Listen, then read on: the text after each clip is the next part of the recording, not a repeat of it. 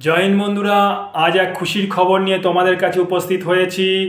ইতিমধ্যে 26/9/2024 তারিখে মাননীয় মুখ্যমন্ত্রী ঘোষণা করেছেন পশ্চিমবাংলা পুলিশের যে ব্যাপক ঘাটতি, সেই ঘাটতির মধ্যে নজর রাখতে হয়ে বলেছেন 12,000 পুলিশে নিয়োগ করা হবে এবং এই নিয়োগ পদ্ধতিটা খুব তাড়াতাড়ি শুরু হবে। এই নিয়োগটা কনস্টেবল পদের জন্য, মহিলা কনস্টেবল এবং পুরুষ কনস্টেবল দুজনেই অর্থাৎ বোথ আর অ্যাপ্লিকেবল। সুতরাং দ্রুততার সঙ্গে নিয়োগ হতে চলেছে এবং আসছে সোমবারের মধ্যে অফিসিয়ালভাবে এইটা ঘোষণা করবেন বলে আশা করা যাচ্ছে। এবং তোমরা অফিসিয়াল পেজে অফিসিয়াল ওয়েবসাইটে সবাই নজর রাখো।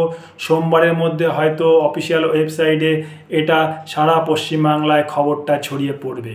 তাছাড়া আরেকটা গুরুত্বপূর্ণ খবর, যেটা তোমাদের না বললে নয়, আগে যে কোনো পুলিশে আগে ট্রেনিং হতো, ট্রেনিংয়ের পরে ডিপ্লয়মেন্ট হতো।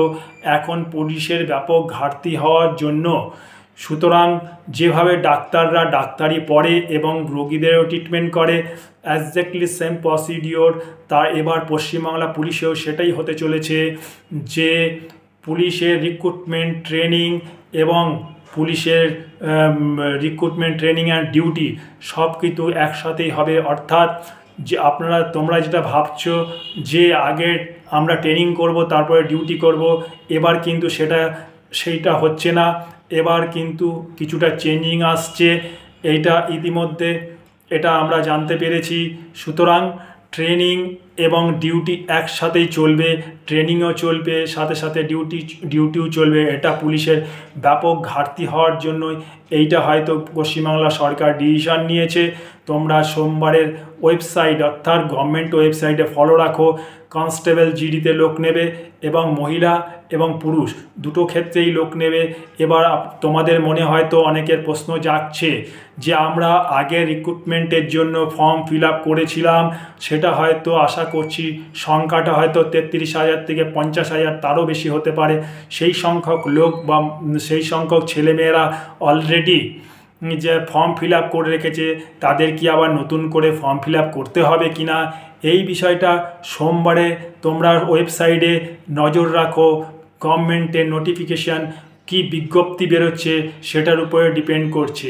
কিছু আগে কনফিউজ ছিল যে ওবিসি যারা আদার ব্যাকওয়ার্ড কাস্ট তাদের রিক্রুটমেন্টের ক্ষেত্রে কি হবে, সেটা একটা গুরুত্বপূর্ণ বিষয়। সেই জন্য রিক্রুটমেন্টগুলো আটকে ছিল।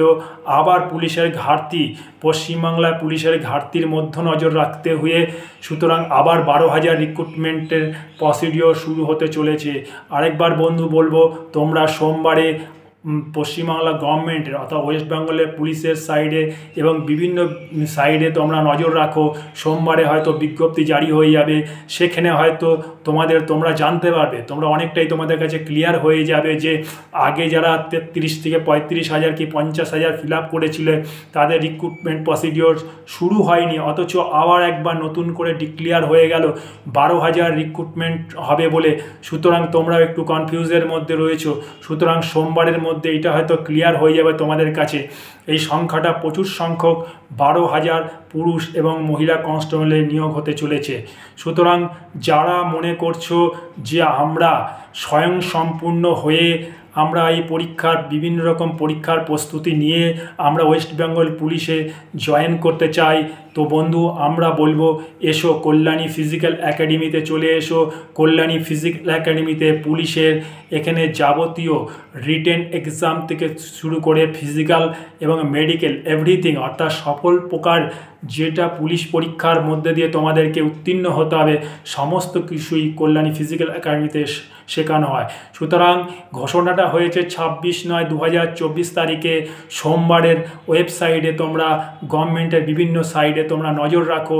এই দ্রুততার সঙ্গে গভর্নমেন্ট পুলিশে নিয়োগ করতে চলেছে। জয় হিন্দ, বন্দে মাতরম।